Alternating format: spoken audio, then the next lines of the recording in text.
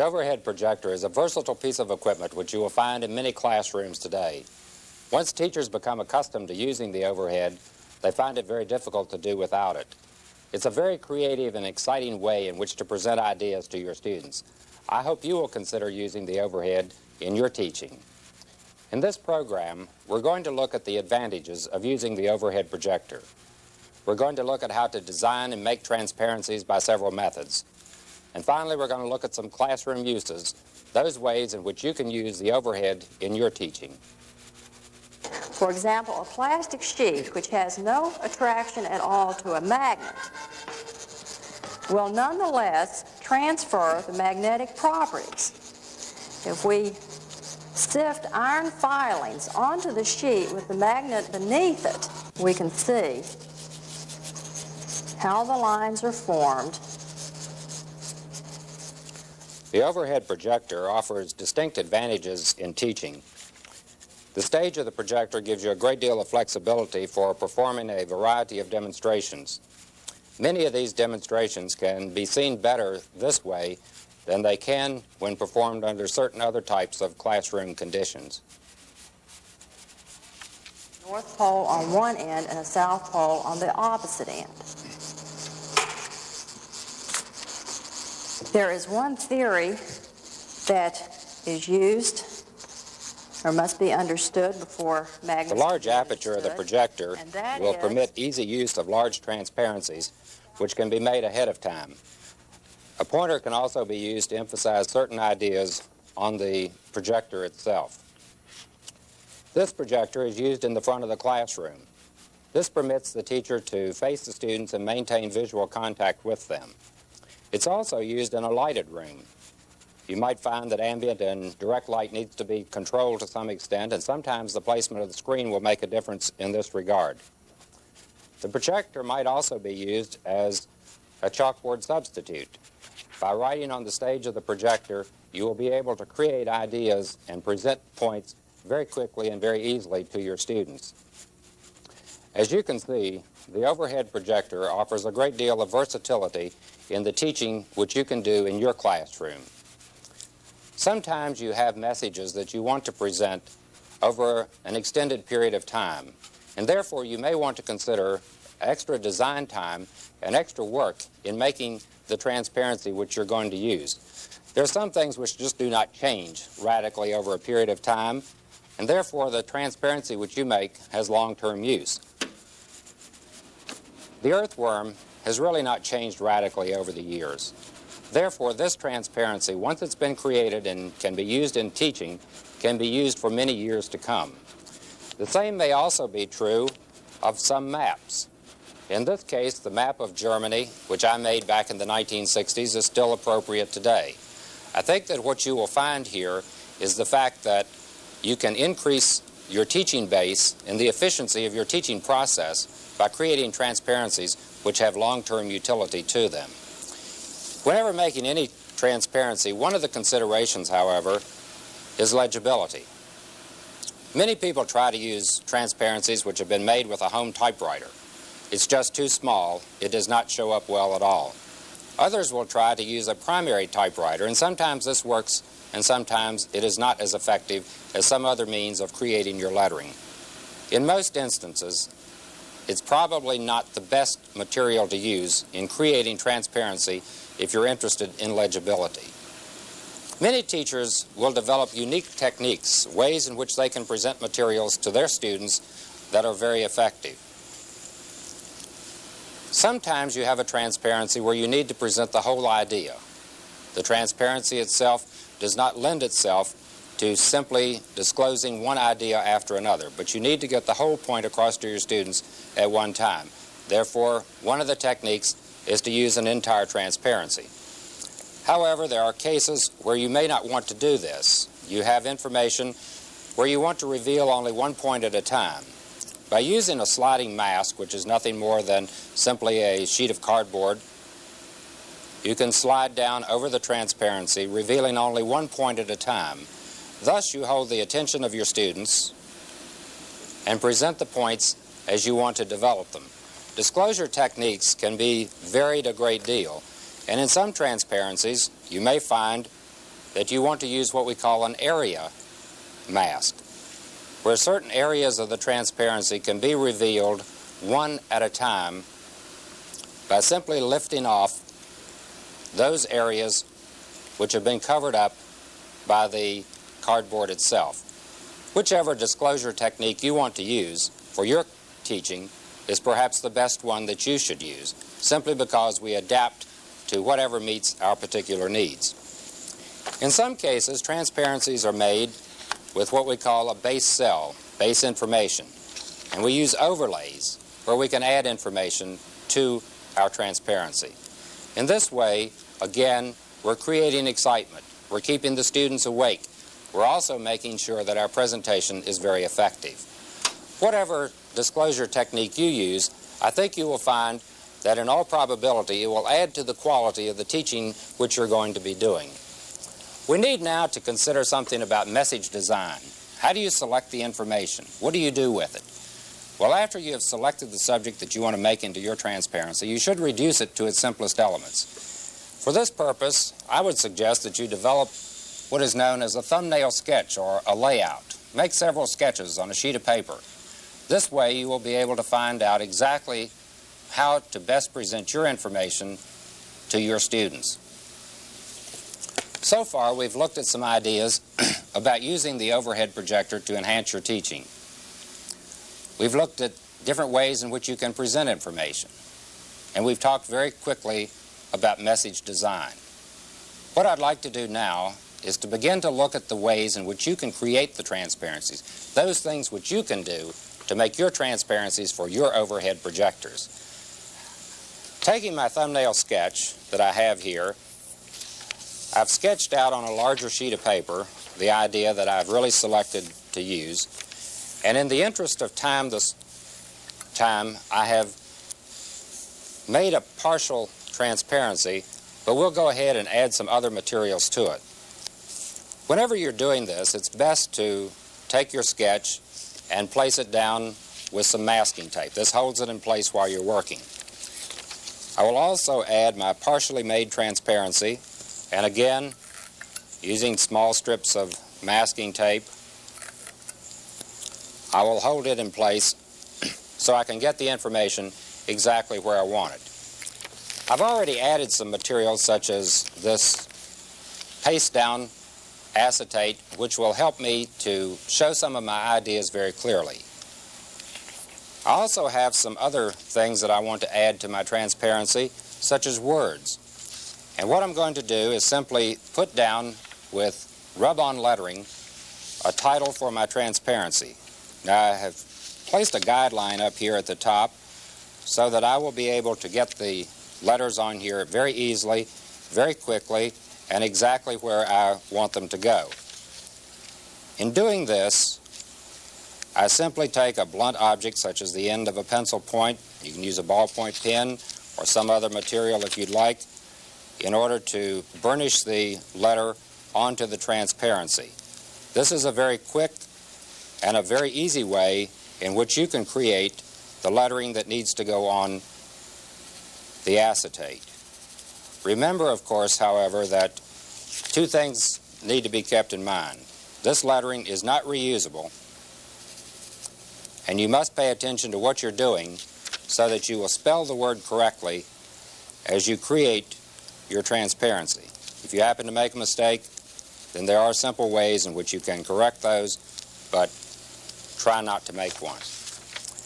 Another type of material that we can add to our acetate will be translucent tape material. This comes in rolls, and you simply can take this material and stretch it across your acetate, and with an X-Acto knife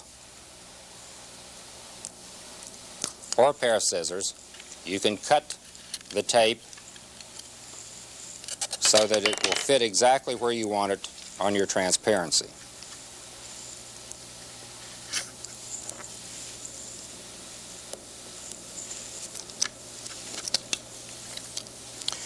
We've seen three kinds of materials which I've added here: add-on color, translucent tapes, and rub-on lettering.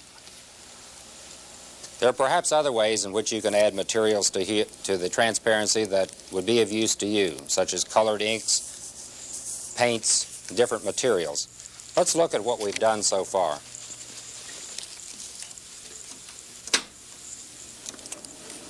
As you can see, the materials will project quite nicely onto the overhead screen. Therefore, you can create a number of materials by finding those things which will work best for you. In addition to making transparencies, however, out of a variety of materials, most projectors come equipped with an acetate roll. This is a sheet of acetate that is attached to rollers, and you can write onto the stage of the projector very easily. One of the things that you can note about this is that you can put materials on ahead of time, and by using the roller you could advance them to a point that you want to show your students somewhere in your discussion. Another thing you might want to remember is to always use washable type of felt tip pens. In this way, with a damp cloth, you can remove the material and use your acetate again. In addition to the rolls, you may want to use sheets of acetate that you've mounted in cardboard frames, or you may want to use something like the material here, which is simply a storm door plastic. In this way, you will find that it's not very hard to come up with a number of materials that you will be able to use in your classroom for teaching purposes. Well, we've seen ways in which you can use the overhead and ways in which you can create handmade materials. We need to look at some other methods by which we can create these transparencies for the overhead projector. And the next one that we're going to look at will utilize a piece of equipment which will require us to have a little different type of master material.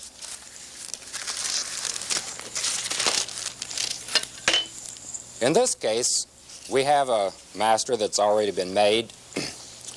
It will provide you with the opportunity to make a permanent image, a professional-looking transparency.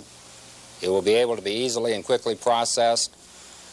It does, however, have to have a carbon base to it in order to use effectively in this equipment. It does require a machine and some special film in order to create it. But whenever you are using the carbon-based material, remember that pencils and India ink will serve your purposes for production. If you happen to make your sketch with a ballpoint pen, you have access to an electrostatic copying machine, you can very easily create the master that you can use in your thermographic processing. After we've selected our master, we have to select the film. You can find that these will come in a variety of colors, or they may be clear in nature and only give you a black image on a clear background. Select the one that best meets your needs. To make a transparency by this method, it's very simple. All you have to do is place the film over top of the master, place it in the machine, and rollers automatically take over and will take care of making your transparency for you.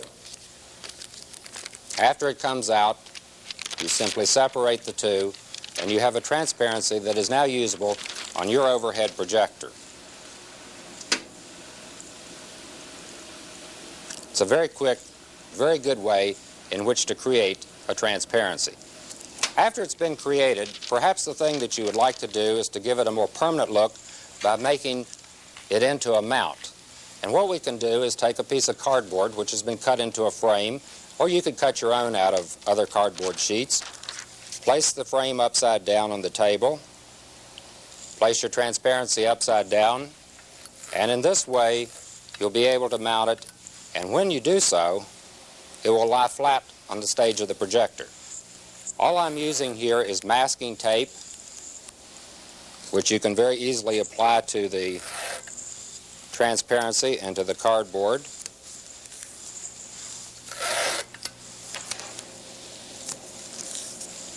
And there you have a mounted transparency, very easily done and very effective for use in your teaching. Perhaps there are times when you want to make your transparencies where they have both the base cell and what we call the overlay.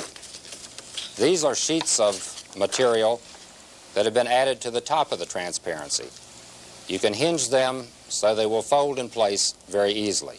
The overhead itself does not do it for you. remember, you have to work with it to make it effective. And a way in which you can be very effective is to put the materials that you have in the way of notes onto the frame of your transparency. This way, complicated material can very easily be covered without having to give away the fact that you may have forgotten something.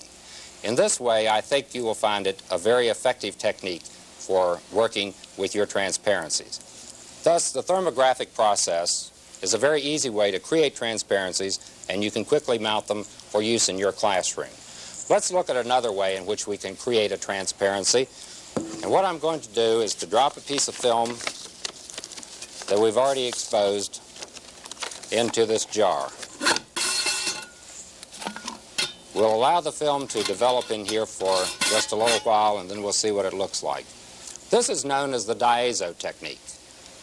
In this process, we have a real wide range of colors. You will also find that they will give you a high quality of transparency. But some of the limitations, perhaps, is the fact that you must use a special film. You must also develop this in fumes of ammonia, and it does require translucent paper for the making of your master, but they do provide you with long-term utility. The transparencies which you create this way and which result in your classroom use, I think you will find to be very effective. The transparency which explains photography by using different colors to show different parts of it will help to differentiate one idea from the other very clearly. And these materials and ideas do not change very frequently, so you're again adding to the base of your teaching efficiency. In this particular case of the one with the flower, I think you'll find it's both a beautiful transparency and one which is very effective for any use within any classroom. Obviously, this has been made with the idea in mind that it can be used for several years to come. The DIAZO process is one which I think offers a great deal of potential for many people. Now, most of the DIAZO film is processed in a special machine for this purpose. However, you can also process these on an overhead projector. Since the whole idea is ultraviolet light, you may also process them in the sunlight. However, it's a trial and error process, and you may have to try out and see which one works the best for you.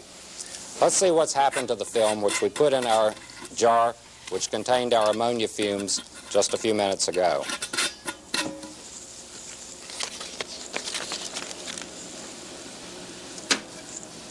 There's our transparency developed in full color and ready to use. I think this is a good way in which you can create a number of transparencies. There are several other processes that we ought to mention. One is the photographic process. By this technique, we use high contrast photography. We get good color contrast if we add acetates to these as well. But you can see that the dark black and the white will give you an excellent appearance on the screen. Another type of photographic transparency is the X-ray. You may find that hospitals will provide you with some materials such as this. However, if you're using X-rays to show the inside of the human body to your class, remember to remove all identification markings before you show it to your students. Another idea that you might want to think about is the use of color lift. There are pictures in certain kinds of magazines, for instance, which can be used in creating transparencies for the overhead projector. They can be very effective.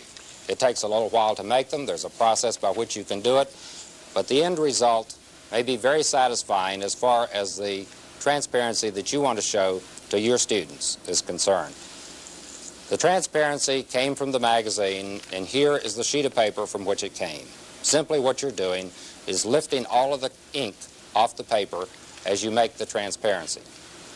One of the things I think you should also consider is the fact that students can make effective use of the overhead in teaching and learning situations. They can use the overhead for classroom reports, classroom participation, and in this way I think you will find that students become accustomed to the use of media in learning.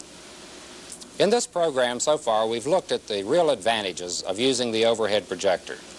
These are many. I think you can find different ways in which you can be effective. We've also talked about several methods by which you can create transparencies. We've talked about the handmade process, the thermographic, the DIAZO, the photographic, and the color lift. I'm sure you'll find a way in which you can use the overhead and the transparency in your teaching. So let's look at a few ideas about how they might be used in a classroom. You can make a transparency which can be placed on your projector, and then by taking other materials and adding to the transparency, you can create demonstration situations. In this particular case, we're talking about what happens in safety. If two cars happen to crash in the middle of the street, then you can begin to ask your students what will happen. These materials can be very effectively used. All you have to do is find the right material. And you can see that I have little cars here that actually look like cars in my transparency. Another idea that you may want to get across sometime is that of perspective. You create a certain transparency in which to do it. Most people will tell you that the boys are all of a different size. However, by having cutouts, which are all the same size, and placing them over top of the figure, you can see that really they are all the same height.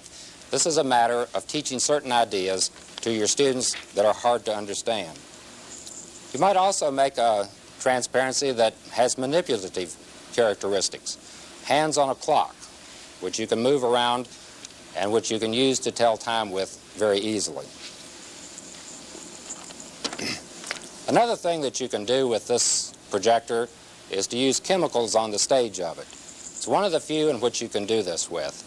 But make sure that you put some acetate underneath of any chemical demonstration in order to protect the stage of the projector. We can add a little color to this, and you can see that we're doing quite well as far as our demonstration is concerned. Everyone gets a front row seat. Everyone can see well, and that's what we're trying to do. Let me make another change in here, and you can see the effervescence which is taking place by adding the chemical to this particular liquid. Now, this is why we need to have the acetate on here, because it's beginning to spray out around the sides just a little bit as we do it. You can also see the movement of the color, which will add to the overall effect of your demonstration. There are some demonstrations that I think are very effective in your classroom teaching, and perhaps you'll want to do these with your students too. Sometimes people make materials or devices which fit on the stage of the projector, especially for demonstrations that are hard to understand otherwise. What we're going to do is take this one, turn it on, and you can show molecular motion very effectively. This has been made out of metal, batteries, and some materials that have been put together very easily by someone who understands a little bit about electricity and the construction of devices which can be used on the overhead projector. Again, a great deal of imagination will help you to use this kind of teaching in your classroom. If you're teaching about some subjects that are just simply opaque in nature, they will be able to be used on the stage of the projector, but they will be shown as silhouettes on the screen. I think it's very effective to take materials such as leaves, particularly if you're teaching leaf outline, the shapes of leaves. I don't know of any better way in which to do this. And certainly all the students will be able to see more easily than if you were trying to show these in the classroom. You may also make materials out of translucent plastic. In this way, I think you will find a great possibility for many creative ideas. These mathematical symbols could be used to draw onto your acetate. They could also be used for a variety of other identification purposes in your teaching. And math, of course, is one of the areas in which we can find a great use for the overhead projector, particularly at any level of teaching, whether it's in the elementary school, the high school, or at the college level. And a transparency which shows fractions, which is a difficult concept to get across, may be a very effective way to help students understand a complicated idea. We also use maps quite frequently on our transparencies. In this way, we can show ideas very clearly which may be difficult to see on the regular classroom map. Simply because we can use only a small area of a country or of a continent, we can do a much more effective job, I think, in providing our students with up-to-date information as well as things which they can see very easily. It does lend itself again to complicated ideas. The water cycle, for instance, is something that many people have difficulty in understanding. By showing this on a transparency, we can very clearly show what happens. And again, you're developing deeper understanding by your students of complicated ideas. The area of chemistry is one in which we have a great deal of difficulty getting across ideas. I think what you're going to have to do here is look at the idea and then reduce it to its simplest elements in order to make sure that you take complicated ideas and make them simple as presentations on your overhead projector. What we've looked at is several ways in which you can use these in your classroom. I think you will find that there are many disciplines in which the overhead projector can be used effectively. I'm quite confident that there is no way that you cannot escape or that you can escape using the overhead in your classroom. What we've done in this program is to look at a number of ideas. We've looked at advantages of using the overhead projector in teaching. We've looked at ways in which you can create and design your own transparencies.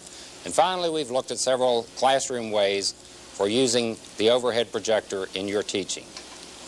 I'm quite confident that you can use your creativity and your imagination in developing ideas which can be effective in presentations regardless of what your discipline may be. I would think that because the overhead projector offers creative and exciting possibilities for teaching in any classroom, that you should plan to use the overhead whenever you teach whatever subject you may happen to be working with. Just remember, creative ideas can easily be translated into transparencies for the overhead projector.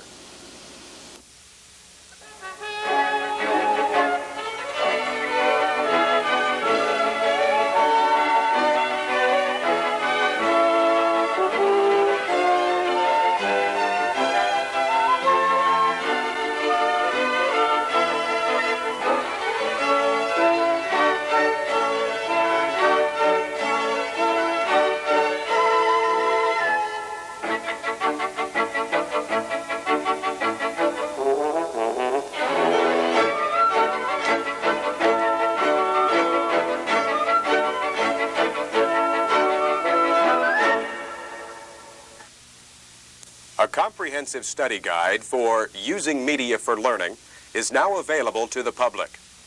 To obtain a copy of the study guide, send your check for $8 to Dr. Stanley Huffman, 102 Patton Hall, Virginia Tech, Blacksburg, 24061.